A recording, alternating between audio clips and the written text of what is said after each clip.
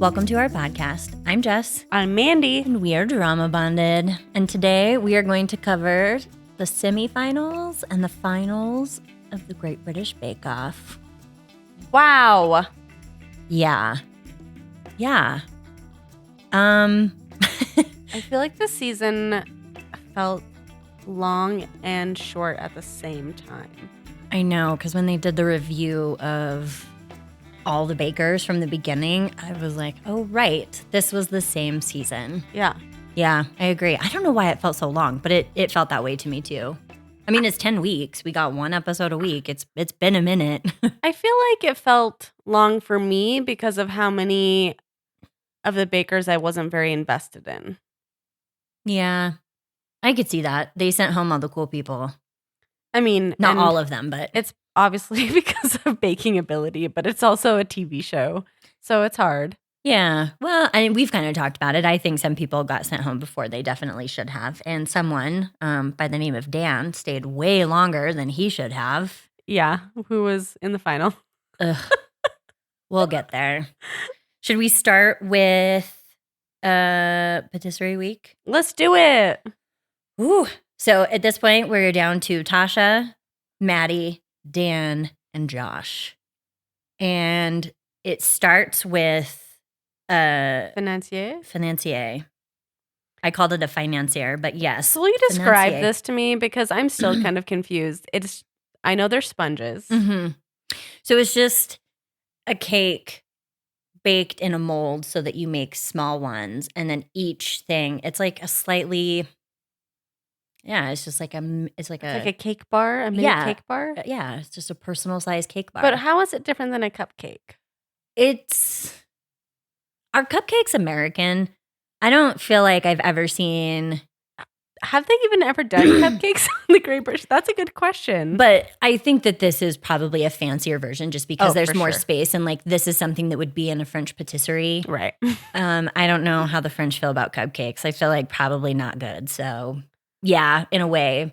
But you've got a little bit more real estate to kind of get some fancier piping on and to stick raw cut up cherries on top. Yeah, they did look beautiful. Yeah. I mean, and I know they're going to be picky this time around because it is the semifinal, but I feel like they were really harsh on Matty with the cut cherries. Very harsh. Like, I don't think it looked that bad. It's approachable. What are you going to do with a whole cherry in a stem, you know? So at least that way you can just like eat the thing. But Paul was not impressed. No, definitely not. Everybody's were kind of okay. I think Josh did a really good job with his, yeah. I feel like they were, like at this point, they're so much more critical on presentation than they have been in the past. Yeah. Oh, Dan got a handshake. Oh, yeah. Oh, and he did the matcha ones.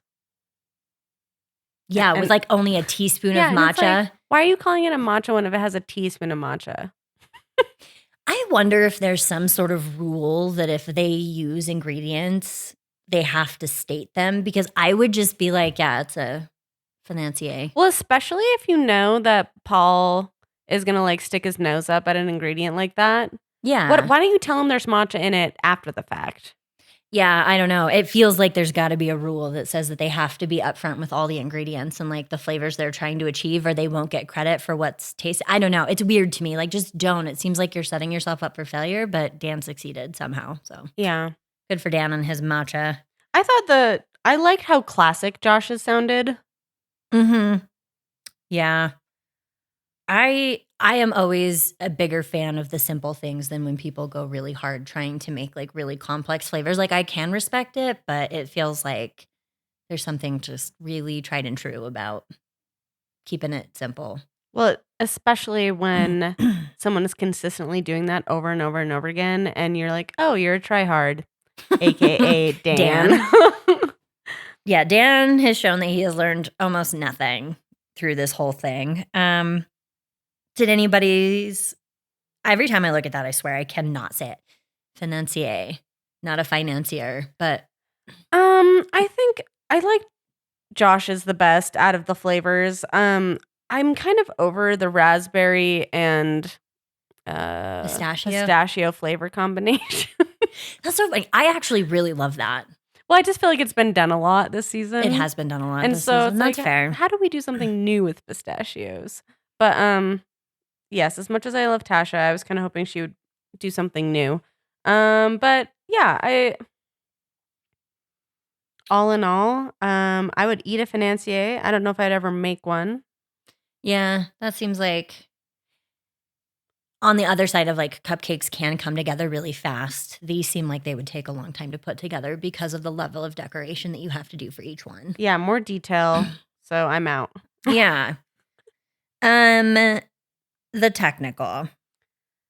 Oh my goodness. Yeah. This was so hard to watch. I wanted to die. I don't know how Tasha and Dan didn't know to cut their apples thinner. Right? Like, as soon as she started laying them on the tart, I was like, what? Yeah, I mean, that just feels sort of like baking 101 of like, how much time do I have and how thick is this? Like, that's kind of the point. I guess maybe it's because I watch other baking shows, like where more professionals, they'll bake things like sheet cakes in like really thin pans so that they cook faster. But like, you're always thinking about cooking time. And I don't know how you could look at really thick apple slices and be like 30 minutes. I'm also interested in the type of apple that was being used. Yeah. Because the color on them looked like Red Delicious. There's no way. They had to have used something, maybe like a cosmic apple. They didn't talk about what type of apple it was. I thought that was interesting because I feel like the type of apple you use is very important with apple desserts. Absolutely it is. They looked really beautiful though, the ones that were. I know. I honestly don't know if I could have achieved the level of. I know I'm shitting on Tasha and Dan, but I know also that is exactly what my cutting looks like. So I would just have to let mine bake forever. That's just, there's no way around that. But if you didn't have a time constraint, that'd be fine. But like you said, if you know you have a limited amount of time, your fruit needs to be sliced as thinly as possible. Yeah. And like that didn't look good. When have Prue and Paul ever assigned something? Well, I don't know. I guess the lardy cake coming up is kind of an ugly dessert, but like, I don't know. It just felt like an oversight, or maybe like, I don't know. Tasha just kind of panicked. Well, I was also surprised because who was it that said that they had never made a frangipane? I can't remember. It might have been Tasha, but I was like, wow. I feel like earlier on, I don't remember what week it was, but everyone and their mom was putting a frangipane in what we were doing. Yeah, you don't go on the Bake Off without knowing how to do frangipane. That's like Great British Bake Off 101. When Tasha's crust was raw, I knew it. Me too. There was no coming back from that when it was falling apart when she was pulling it out. Yeah, I knew it. Yeah, I was hopeful Dan also maybe looked like he was shitting the bed, but I guess not quite as much as Tasha, which is a real bummer. I know. This week was so hard for her, and it was really hard to watch.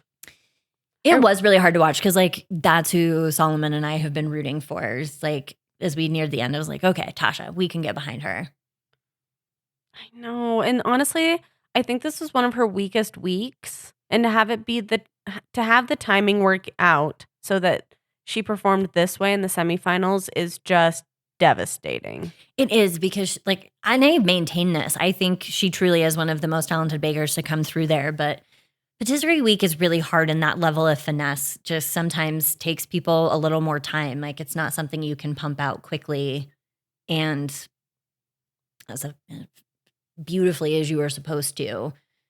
She also just made some weird choices, which do we want to go on to the showstopper? Yeah, this might be a really short one because there's only 4 people, but yeah, it's definitely time to move on to the showstopper.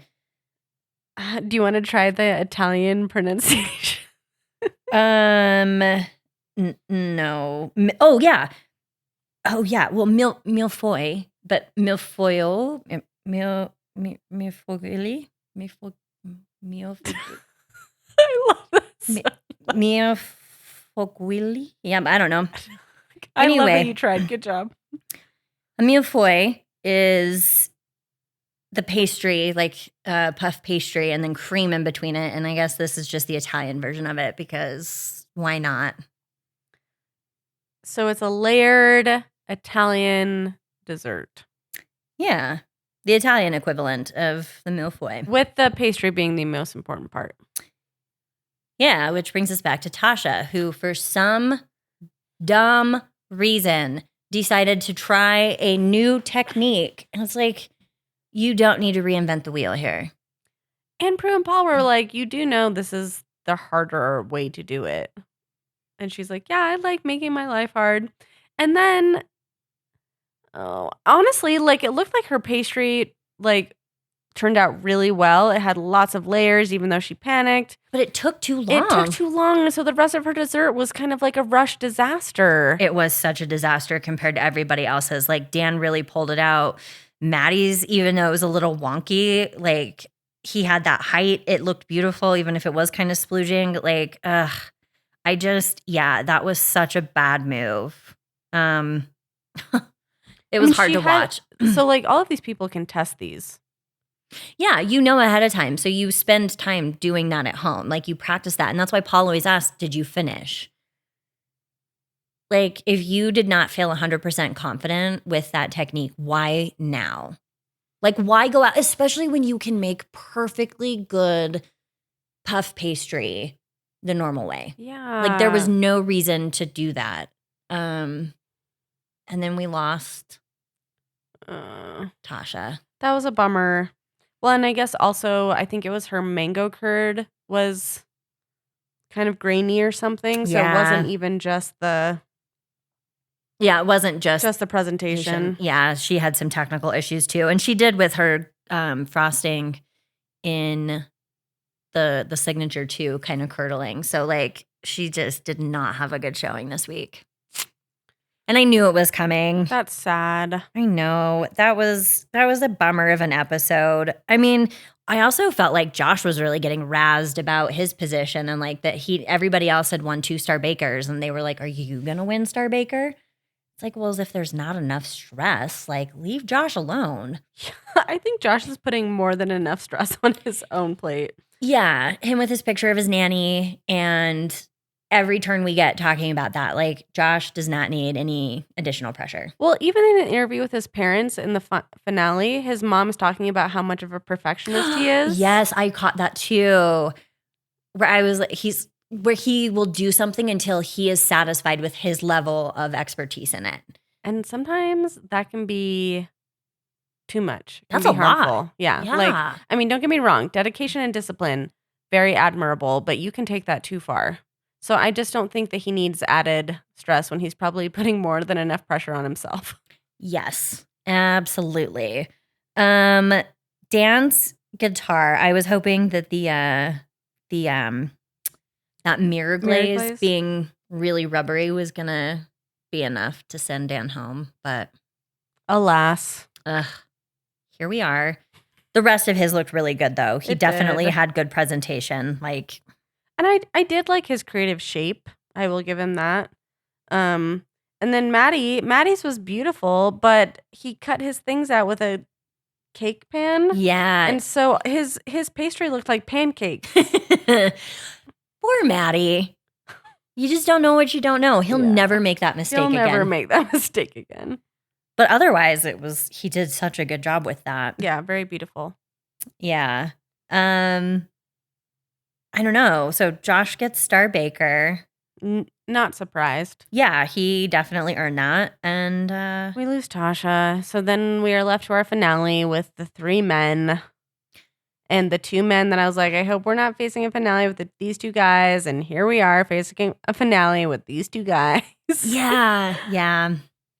I will say, and I told you this earlier, like I was really surprised by how touched I was by their backgrounds, like the stories that they gave.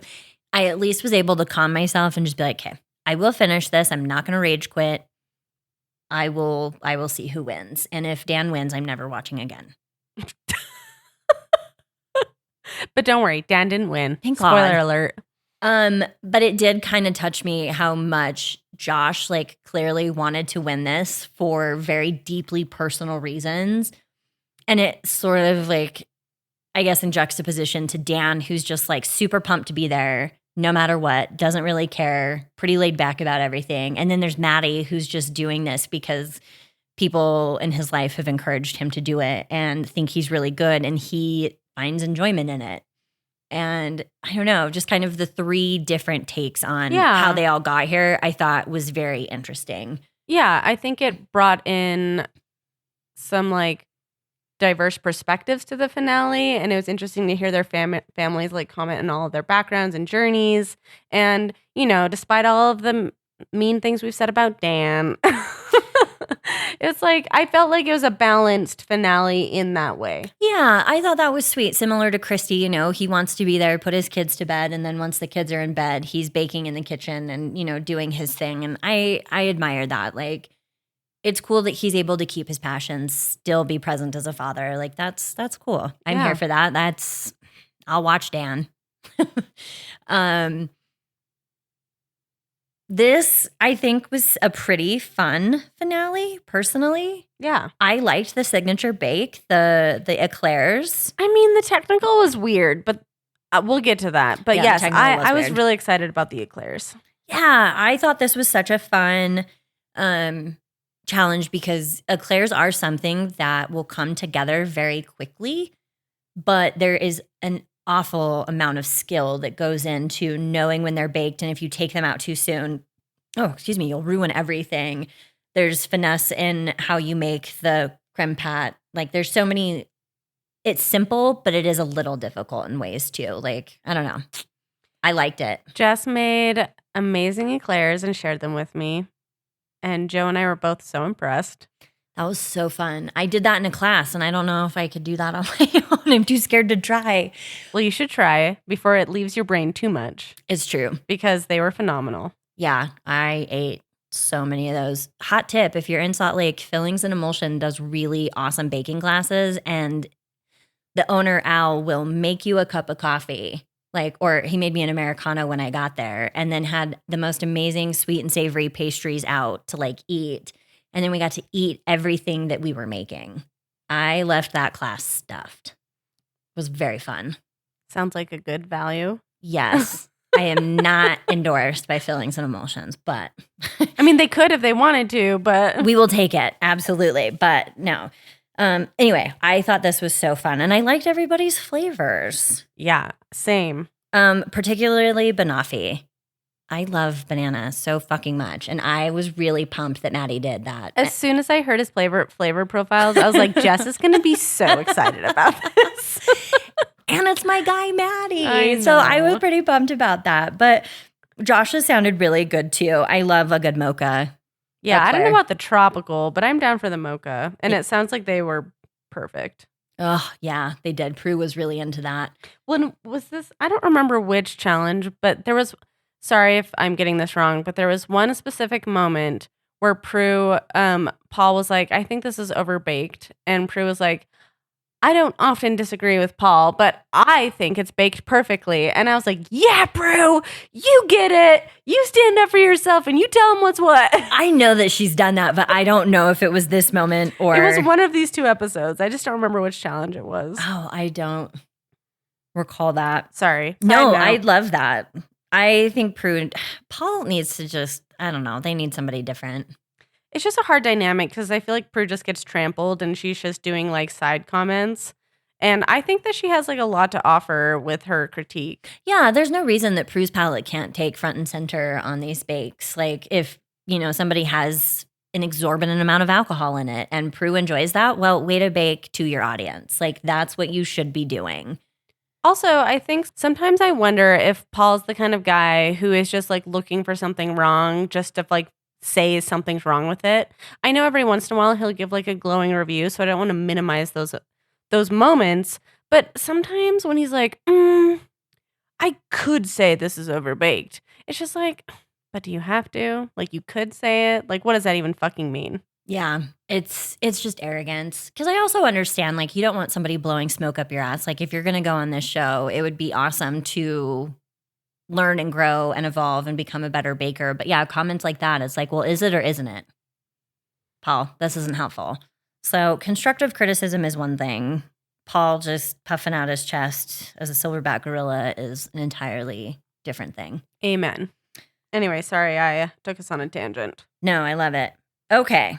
Do we want to move to the technical? To the lardy cake. Lardy cake. Okay. The thing I liked about this challenge is that nobody knew what it was. Nobody knew how to bake it. I find that to be like probably one of the funnest technical challenges just because of that. I agree. I also really appreciated Noel's joke to Dan because he was the oldest. I did too. Amazing. But you know, and I actually like this was kind of weird, but at the same time, I think this actually was a really good technical challenge. I enjoyed it, and weirdly, even though this kind of thing isn't my jam, like I don't want to eat it. Well, I would not seek this out or make it, but if it was available, I would definitely at least be willing to try it and probably enjoy it. And that's weird for me, but I kind of appreciated like the layering in it. And then I like texture. It looked like it had really good texture, and I can get behind that. And the fruit wasn't like candied fruit. It was just like soaked fruit, though you should soak your fruit in alcohol, as Allison pointed out. It did texturally look interesting because it did have some of the like lamination in the bread. Like, yeah, I know what I bet texturally it would be very different from anything else we've tried. Because what did they describe it as? Like a cross between like a Danish and a bread? Yeah. I don't know. No, and I like that to me. Yeah, bread. That to me, is it kind of appealing? Yeah. I don't know. Like, it's a mystery. Just like it was to these bakers. Yeah. Watching them kind of struggle their way through it. Yeah. Matty came in third. His was raw. Yeah. Dan somehow caramelized his. And Josh, like, pulled it together enough to take first. I mean, that's not saying a lot in this challenge, but I guess anything that helps you in the finale is great. Yeah. Yeah. I would agree with that. Anything else on lardy cakes? No. Do you bake anything with lard? No, but I have recently discovered lard at the grocery store. And so I do kind of want to try. My mom baked with lard quite a bit growing up. But I was just curious if that was something you used in your baking. It sounds really good to me. Oh yeah, it's flavor. Fat. Yeah, fat is where it's at. Sugar too. I don't know. I definitely want to try it. I've always wanted to do lard in my chocolate chip cookies and make a cookie with that. Should we do a taste test? Yeah. Of like lard versus butter. OG? Yeah. I think that would be very fun. Okay. And I'll use good butter too. So we're not even like using cheap, shitty Kroger brand. Like we're going to get Kerrygold butter. We're going to. Oh, damn. We're going to do it right. We'll see what comes out on top and we will report back. I'm excited about that. Me too. Showstopper. What did you think about the Showstopper challenge? Just like the cake needed to be based off of your first bake in the tent. No. Oh, it's just first bake ever? See, I was confused by that too. I did not think that was a very well stated challenge. And eventually we got around to the fact that it was their first bake ever. Oh, well, I'm okay. Because I assumed it was in the tent. And then Josh was like, this is the first thing I remember baking with my nan. And so I was like, oh, so it's just first bake? Yes, I was also confused by that. And I swore up and down to Saw. I was like, no, absolutely. It is their first bake in the tent. Why would it be their first bake ever? Well, shouldn't they have to like clarify what that was? Yeah, because I don't know. I'm just going to make something up that is easy for me to do. Yeah, like I'm really excited to do this 3-layer cake with these flavors. So I'm just going to like create a story around that. Yeah, I'm pretty sure that's what happened with Dan. His lemon cake. Lemon did not have enough lemon. Oh man. That was a bummer. Him putting those Macs on, I wanted to die. I was like, why did he put them on? I think people sometimes fall into the sunk cost fallacy. And let me just tell you, it does not matter how much time you've invested into something ahead of time. if it is shit, it's shit. Don't put it on your cake. Like, just don't. It sucks. I know. Eat it. Just like, but don't display it. Like, it. Well, he even like took a step back and was like, I need to breathe for a second. Like, I could tell he was really overwhelmed with how poorly they turned out. And he still put them on the motherfucking cake. Yeah, and it honestly would have looked so much better without it. Like, that was wild to me that he did that. And I think you probably are exhausted and panicked. Like, they all broke down crying. I know that would be my response to finishing something like this too. Like, yeah, they're overwhelmed. So give Dan a pass. Like, I know stupid things happen. I've made bad decisions too. But just like, if anybody needs any advice ever from me, like, that's it. Like, don't give in to sunk cost fallacy. Walk away. Good advice. Matty's cake was so incredible. Like, it's clear that he doesn't know how to stack cakes. That's okay, because the flavors of the cake were apparently just like incredible.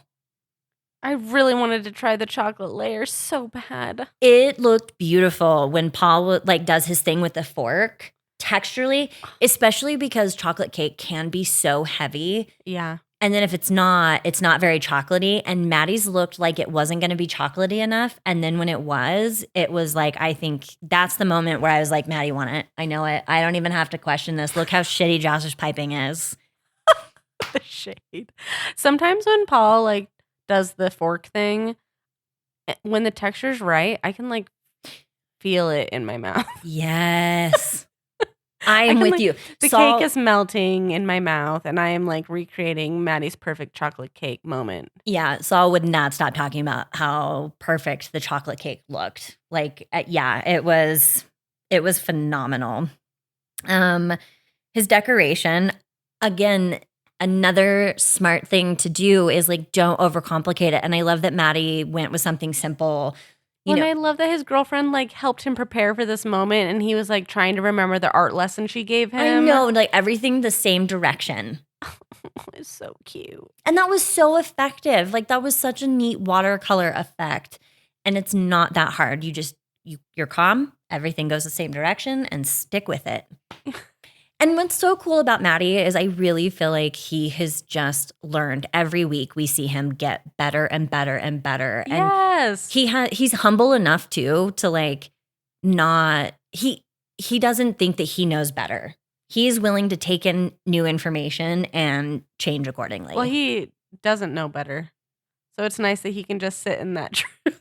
Truly, because I feel like sometimes, and I'm sorry, my guys, this tends to be a dude problem.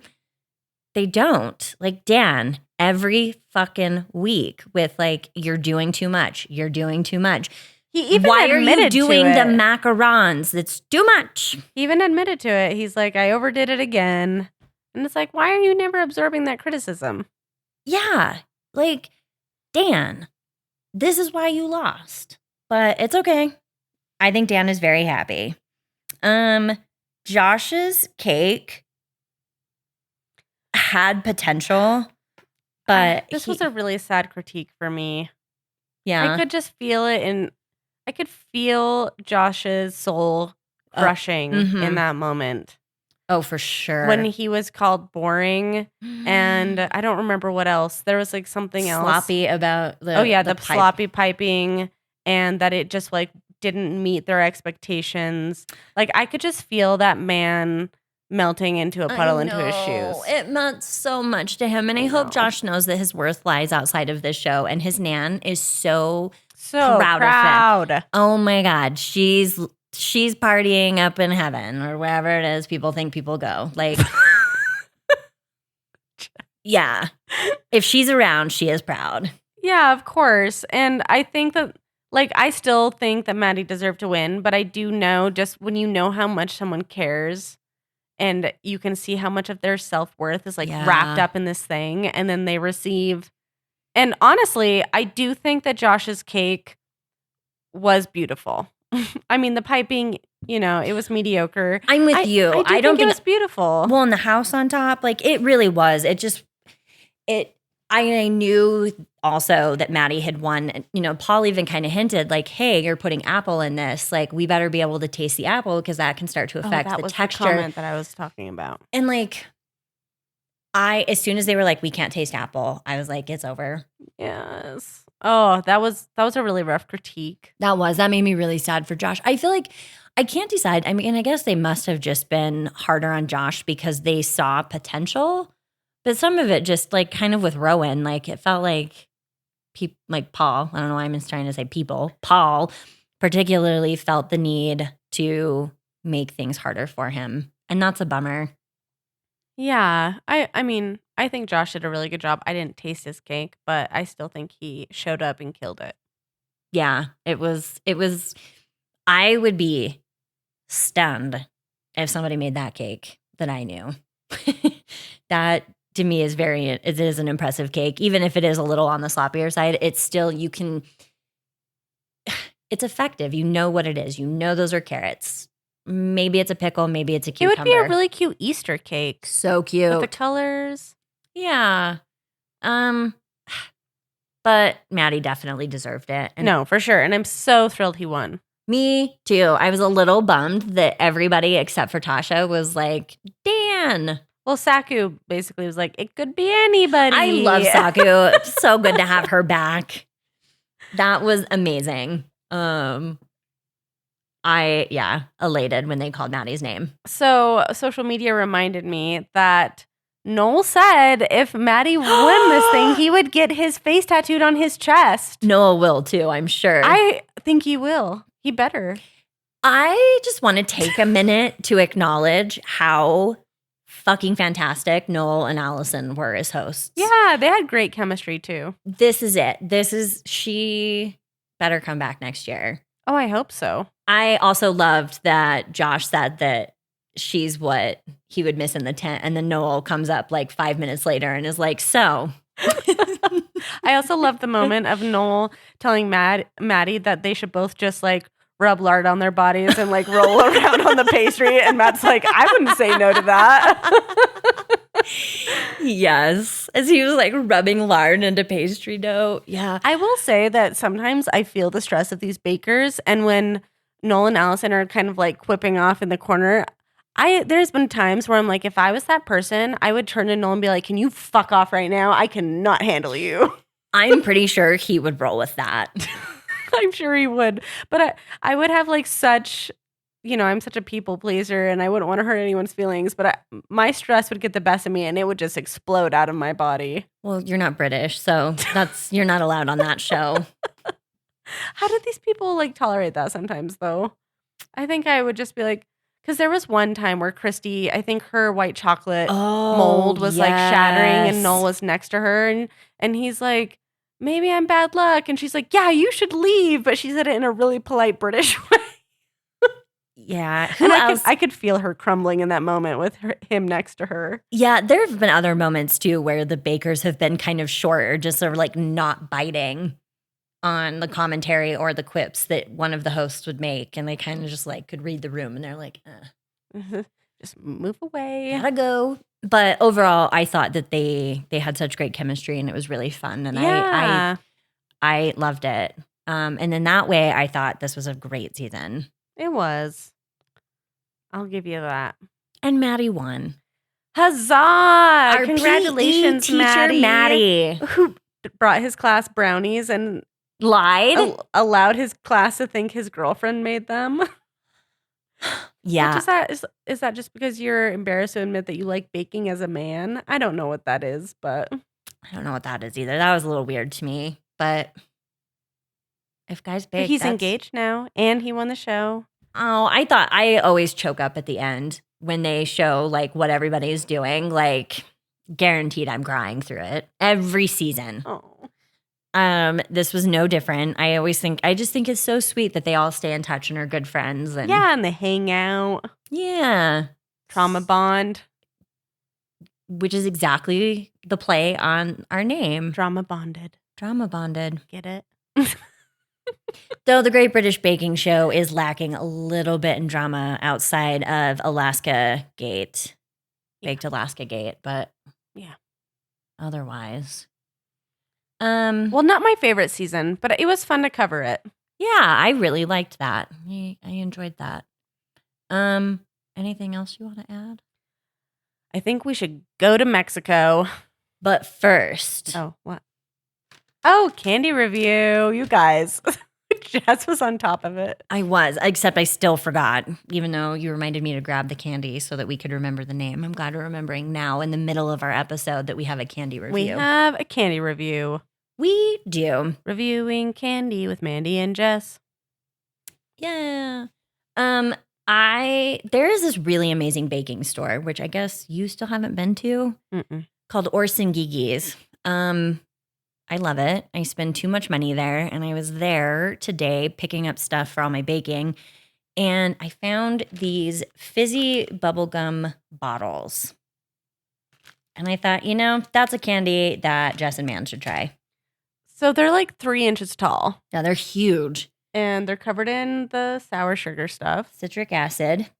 And they are kind of very sour initially. Like, I didn't expect that. Are they even described as sour? No. No. And I feel like I was a little misled on that when I bit into it, and it my face puckered involuntarily.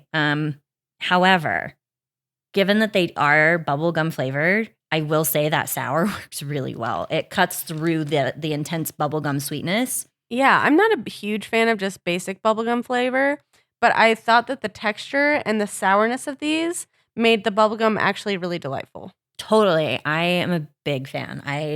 That was an unexpected surprise. I really didn't know what to think when I saw them, but I figured it kind of fit our niche of like really sweet candy that we like. So it was worth a gamble, and it paid off. Yeah, I'm a fan. I'll eat them.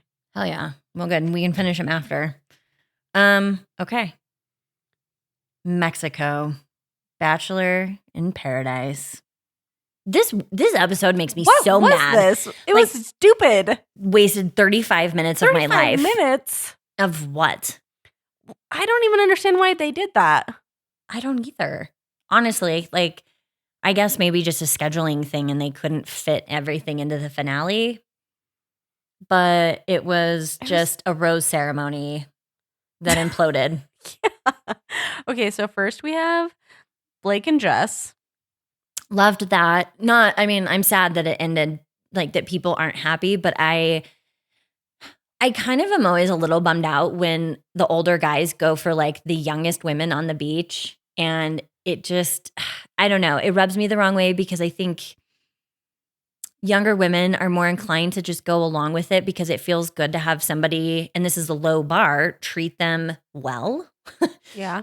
And I really appreciated Blake kind of reading the writing on the wall, and after talking with Katie, sort of coming to and realizing oh, this isn't it. Yeah, I've been on this show multiple times. Mm-hmm. I've fallen in love multiple times. And what we are doing right now is not going to take us anywhere. We are playing paradise. That's the term he used. And I love that because I feel like that was a really good way of kind of stating what was happening without outright there are also other couples right now playing paradise. And I just love that he had the maturity and clarity to just fucking say it. And honestly, that's going to end so much better for Jess and Blake. Let's just not be stupid. Yeah, I thought that Blake handled the situation really well. I was, and then he decides to leave. I was really frustrated that Jess's outcome of this conversation was, I feel like a terrible person. Oh, I think this just perpetually speaks to maturity. Yes. And it's fine. At 23 years old, you are allowed to be immature. You are allowed to make dumb decisions, not understand things. It is just hard to watch it on television, and it's also sad because you just want to shake every 23-year-old by her shoulders and be like, no, you deserve to be happy. You have agency. You can make choices. You don't have to accept a good thing just because it's a good thing. I think Jess has so many lessons to learn coming out of this season, and if she watches the season back, I hope she really absorbs some of those moments. Me too, because clearly she's a very well-liked person. She just is too invested in being nice, or I don't know, in a way playing something. She's not able to be authentic because she thinks doing what she's doing is going to work better for her. Well, she's worried about pleasing everyone around her. And I can tell you, as a certified people pleaser, that's going to fuck you up. Mhm. And it's not going to get you what you want out of life. And you're going to have to work really hard in therapy to create boundaries with yourself and other people. And then eventually you might be able to figure out how to love yourself.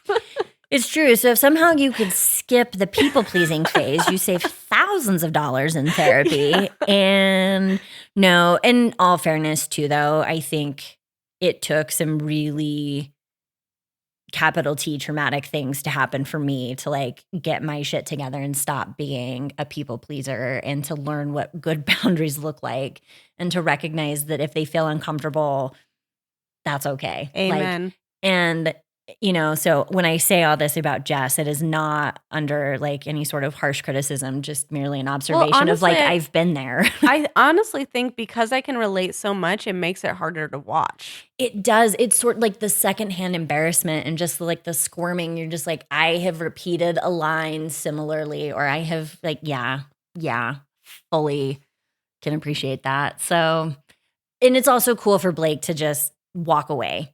Like that's what needed to happen. Yeah. For him, because he does have the maturity. He's in his 30s. Like this guy should know, and he did, and he acted accordingly. Props. Well, what was up with Kylie? Like, Blake, no, you can't leave. What am I going to do without you? What am I going to do without you? Blake, no. I don't know. I was stunned. I was watching as I was baking, and I stopped what I was doing and just You was can't like, leave. Kylie, have you said 2 words to Blake? Like Blake can leave. Blake is leaving. Why would Blake stay? And I know we don't understand like a lot of the casual friendship dynamics as much on the show just because we don't see that as much. Yeah, but Blake seemed confused too. Yeah, I was like, he like got back out of the car. yeah, and I was like, wait, is Kylie into Blake? Well, Is this a moment where she's going to be like, I want to be engaged to you. take me with you. Drive off together in an SUV into the night. Yeah, that was weird. I have no idea. Like, I don't think Blake really knew either. He seemed just as confused, honestly. Also, I'm sorry. I know that she ends up like talking to Tanner and whatnot, but like, why did Jess stay on the beach? I think, again, because she's just really thinking, I suspect, I don't know. This is just my from the hip kind of take on this. It seems like she really, similar to your stance on Rachel, like just wants to feel wanted and wants to feel part of things. And I think for her, like the bar is just too low. When you listen to the way that she talks about Blake, it has nothing to do with Blake as a person. It has everything to do with the way that he made her feel or the type of person he was in relation to the types of guys she's dated previously.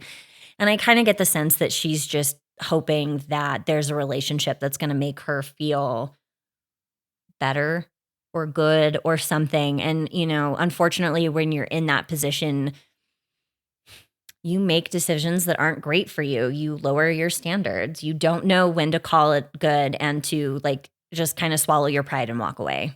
I mean, I guess Mercedes did the same thing. So I'm not just throwing this just at Jess. I'm just saying, like, we have 1 week left, you guys. And I guess maybe, like, hang out for a week, have fun, whatever. But in the end, the couples are, like, pressured to, like, if you continue on, it's because you see a life outside of paradise with this person.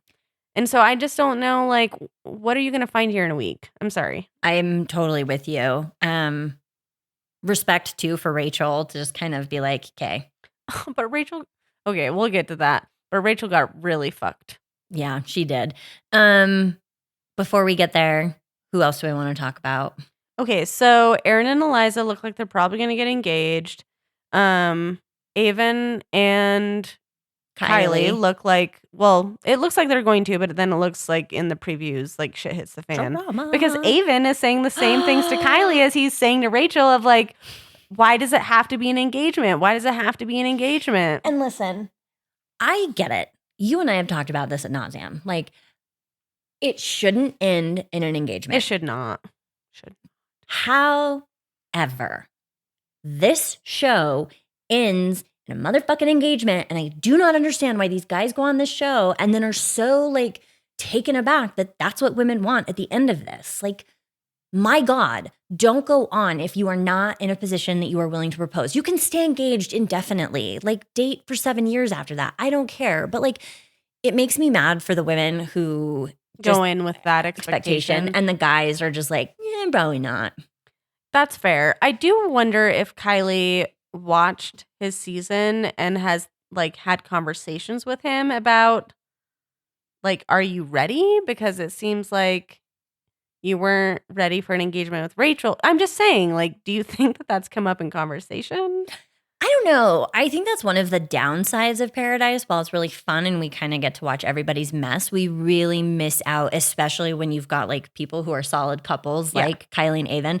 We're never going to see the conversations they have. Like I think the only conversations we've really seen are with them talking to other people on the beach, encouraging them to go shoot their shot or do whatever it is they want to do. Like I don't know outside of Kylie and Avon being into each other what anything looks like. Well, especially this season when there's been a lack of consistent couples, there's been so much other stuff to cover that like we haven't seen any of Kylie and Avon. None.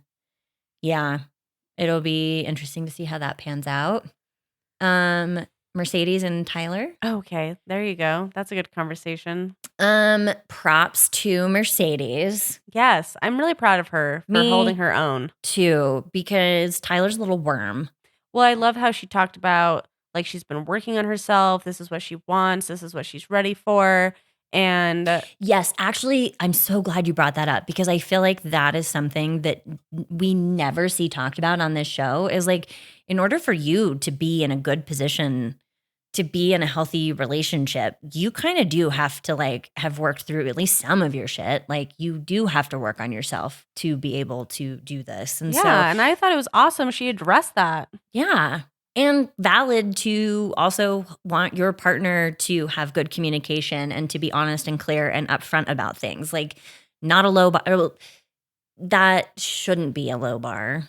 What am I trying Well, to say? didn't she also say because she knew one of his reservations was the distance, and she's like, "We're from all over the country, so like, what did you expect?" Right. Why did you come if you weren't willing to do long distance? I think sometimes these guys from other like seasons come back because it's a free vacation and they get to just bro out with all the guys on the beach. Yep. And it's really obnoxious and kind of evident. And Tyler seems to be no exception. Like So Tyler says that he's been like waiting to feel a spark, but basically alludes that he hasn't felt it yet.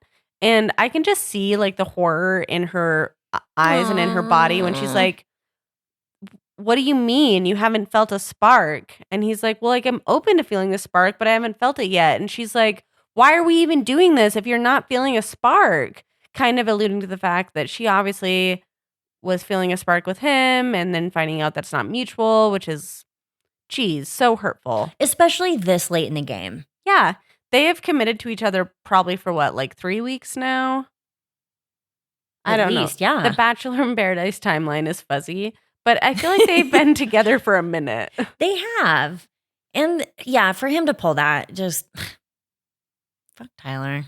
I hated I that. also don't like Tyler. I don't trust him. I thought what happened with Brittany last season was weird.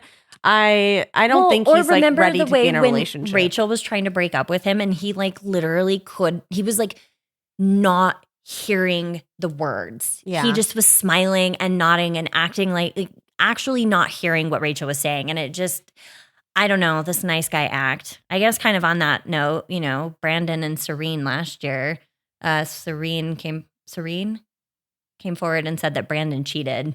So like this ultimate nice guy act is just an act. Also, like, he was really on Johnny's side with the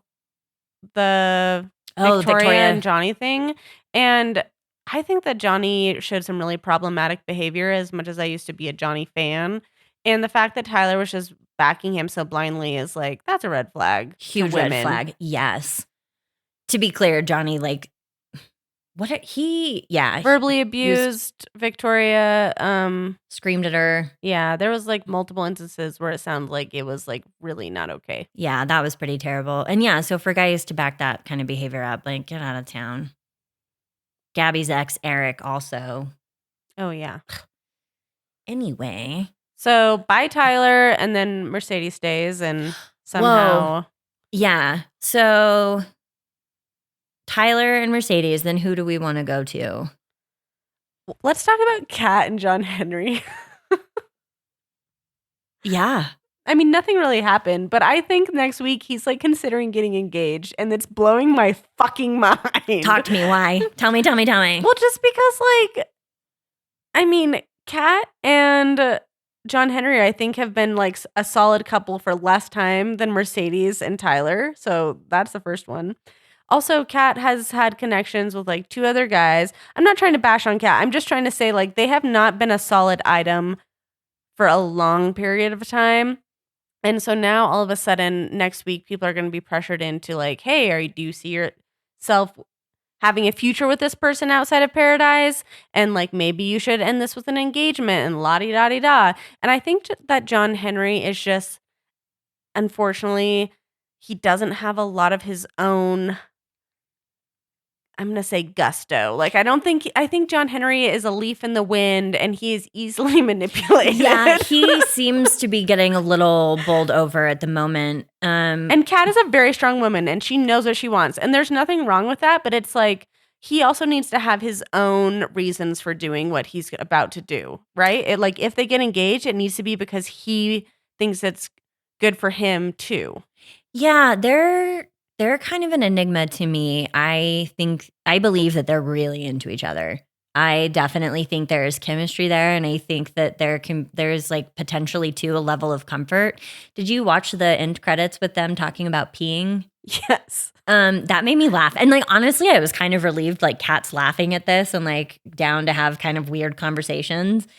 So like I don't know, they also have some comfort there. So yeah, John Henry doesn't seem to have the strongest personality, but then like I mean, it's not like he's going to develop that now if he hasn't. So at the end of the day too, if Kat fills his cup, like yeah, and sometimes couples like that exist where it's like I know a quieter guy or woman needs to be with a more outspoken other guy or woman, or like same sex, whatever. I'm just saying, like, sometimes we are attracted to people who kind of complement us in the areas we are lacking and vice versa, right? Like, I guess sometimes opposites attract is a thing. That being said, I do think that like every other parts of their like lifestyles and hobbies and what we know about them like doesn't align at all. what do we know about Kat? That she doesn't like getting dirty. Oh, Kat. I kind of feel that same way too, but there's like levels of it. I don't know. It's like I don't like feeling dirty because it's like a claustrophobic thing or like a texture thing. But like if I'm really dirty, it doesn't matter. Like camping, whatever. But Kat, I don't know a whole lot about Kat. She's a lot. Yeah. And that's okay. She gets to be a lot. And maybe he wants a lot. Yeah, some guys. I just don't want him to get engaged because Kat's like, we should get engaged. What if his kink though is kind of like he wants to be dominated? Yeah, being a sub. Like what if that's something that he's into and Kat's like I don't know in heteronormative relationships how common, maybe it is really common. I don't know that women can be like more dominant, but like maybe he's really into it. Maybe that's exactly the type of woman he's always wanted. Maybe. I'm playing devil's advocate. I was going to say, Jess is definitely playing devil's advocate right now, and I still think they shouldn't get engaged. Even if they should be together 5 years down the road, I still think it's too soon for them to be engaged. For sure. I don't know why I'm being devil's advocate. I actually really hate that typically, so sorry. I don't know. I'm just kind of floored. Like part of me, there are some things about Kat that she rejects that I think get projected onto women that I still kind of am like... I see the appeal of Kat, and then also I know that like everything you're saying is also very true. So hopefully they make a good decision and just leave as a couple. Like that can be fine too. Absolutely. We'll see what happens. Yeah, I just wanted to throw that out there because they're still there. They're loving each other. They're doing the thing. What other couples? Okay, we have the Rachel mess. Should we dissect that? Oh, yeah. So Rachel just like really shoots her shot with Jordan V. She's like, I'm going to give you my rose. I'm so glad we went on that date. And this is after I felt like she left the conversation with Tanner saying that she was like open to exploring things with Tanner. Anyways, the Rachel thing has me kind of confused because I'm like, Tanner, Jordan. Oh, I think that might have happened, but then I think she was donezo with Tanner after he made the Gabby joke. But wait, what was the timeline of that? Because didn't he come to talk to her after her date with Jordan? And that's when she said that she was like open to it? Yes, but then the roast happened. The roast happened after. Yeah. So I think she just was like, that was an ick for her. That's fair. That is fair. That was a low blow, Tanner. Okay, well, that's just where we left the Tanner conversation. So I was a little bit unsure of where her emotions lied. Totally fair. She tells Jordan, like, I want to like see where this goes. I'm glad we have the second chance. And then Tyler leaves and Mercedes is free and Jordan just waltzes over to Mercedes and shoots a shot. And we're like, well, what the fuck is happening with Rachel?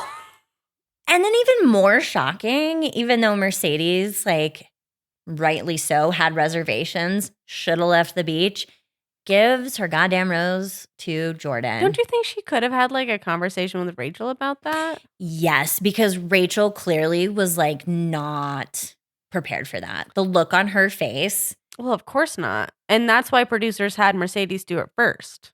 Yes, I knew as soon as that happened that Mercedes was going to get to go first. Like, yeah, that was a production move. That made me sad for Rachel. Especially that she just and props to Rachel for recognizing that she too needed to go. Like she was not going to give her rose to somebody to stay. And she got out of there. That was a sad way for her to end Paradise. It was. Jesse was really sweet. I appreciated Jesse talking to her. I have to say, and I know this is a side note, but I really feel like with this, I feel like Jesse is like stepping up into his Bachelor era. Yes! Because I feel like with his hosting on Paradise, and don't even get me started on his hosting on Golden Bachelor. Well, yeah, okay, we rewinded in. We are going to talk about the Golden Bachelor. We're going to do a whole episode on Golden Bachelor. Yes. But like, I feel like Jesse is really showing up as like a present and empathetic host in so many ways. Absolutely. And I'm just very impressed. No, I am too. I think he did such a good job and like was really sincere and sweet with Rachel. And that made me happy. And it's like, okay. Oh. So that was a bummer. And I really appreciated Brayden. He showed up. He put his best foot forward. He fucked up a little bit. And you know what? Honestly, like, everybody's messy on this beach. I'm not going to hold anybody to too high of a standard. I don't think Brayden did anything like so atrocious. And honestly, kind of listening to a self-reflection and hearing that, like, I would be happy to see Brayden again next season on Bachelor in Paradise. And also him ending with like, I want to do better. I don't know. And like, Who knows if that was just like words for the camera, but I believed him. And I just feel like I've loved Brayden's journey on Paradise despite the mess. And I want to see him back. Same. And you know what? I really hate when people are trying to apologize what they really need to say is I'll do better. Like you saying you're sorry is to comfort yourself and to like get rid of your own discomfort. Yeah. Like, and you can say you're sorry. It's not to say that you shouldn't, but like the next thing is I'm going to do better. And the fact that Brayden said that, I'm with you. I loved that. I'm excited to see Brayden in his fashion on the beach again. And I really hope that he gets to come back. Well, and I love that he gave like Olivia his rose when his date didn't turn up. Like Brayden had he had some really messy moments, but he had some really good moments. He absolutely did. We have concluded the season with me as a fan of Brayden. # Team Brayden as of right now. Yeah, don't ruin it. Don't mess it up. Another couple, Olivia and Michael. Yeah, that's another weird one in that it's like there's not enough time. So new. So new, but like enjoy. Hopefully they can just agree that they're going to leave the beach as a thing and see where it goes in life. Okay, I'm a huge Olivia fan. I still stand by the fact that I think she would be a very entertaining Bachelorette to watch. Absolutely. My one critique of Miss Olivia is I feel like she, like, after all is said and done, I do think she's like a little bit of a pick-me girl. Yeah.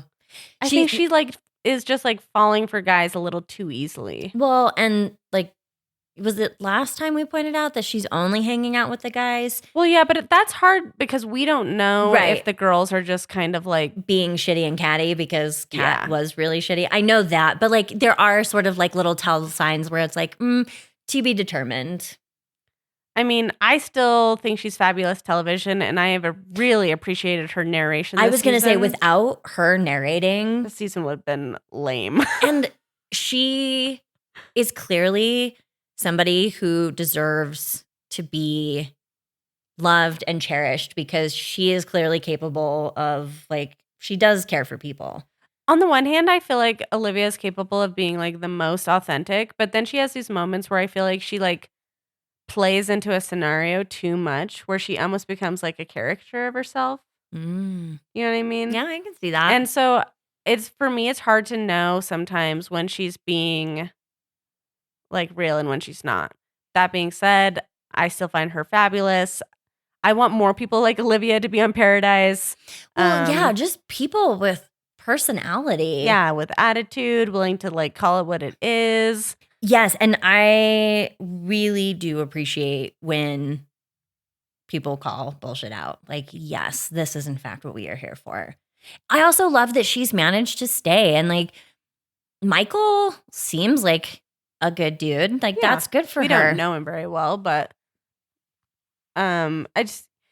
this part of Paradise is just tricky because it's like, what are these new couples supposed to do? Yeah, and it always feels kind of rotten of production, and I know they've got to somehow like keep the show going, but like maybe we could find another way to wrap things up that doesn't involve sending brand new people down on the beach with, 2 weeks to go. Yeah. And in the case of Olivia and Michael, like, it's actually working out really well. Yeah. I guess Jordan and Mercedes too, by stroke of luck. God.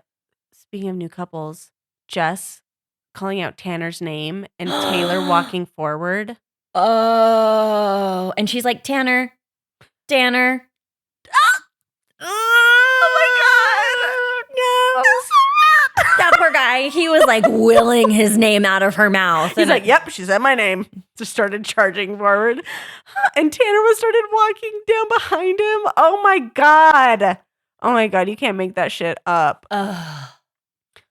I feel like that's something that I would do. It's like when people wave and it's like, oh, not at me. So I don't wave at anybody anymore. So if you see me and wave, I'm not waving back ever, because I'm not going to get bamboozled into waving when you're not waving at me. So I relate and I feel for him. And yeah, that was ugh. Like, that's his memorable moment. Nobody knows who this guy even fucking is. Actually, but that's what he's going to be remembered for. I'm glad you said his name, because I couldn't even remember his name. Taylor. Poor Taylor. Tanner. Taylor. He got to 10. Oh, me. I'm Ta. Panicked. Oh, God. Yeah, that is a real bummer. But honestly, this season has been so much fun. I have loved that there haven't been very many stable couples. Yeah, the mess has kept giving and giving and giving. I think it's hard because it has been paired with Golden Bachelor, and Golden Bachelor has been really good in a very different way.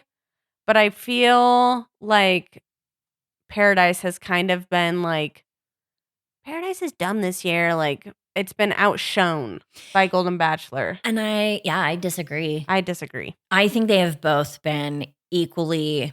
I think they delivered. Very fun. I was able to wrap up Golden Bachelor this week as I was doing my holiday baking. And man, I was laughing, sobbing.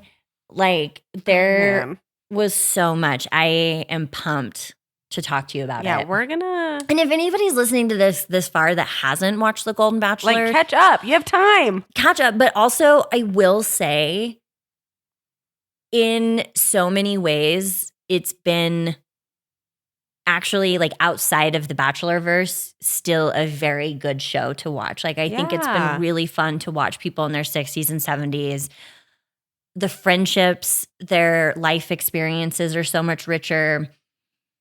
Everything about it is just so much better than watching younger people who are so insecure and struggling and really, I don't know, it's so vastly different. It's a completely different tone of show. Yeah, like it really is. I truly have actually, like, from the bottom of my heart, really enjoyed it and really have liked all of the women. Gary, but that's okay, you know.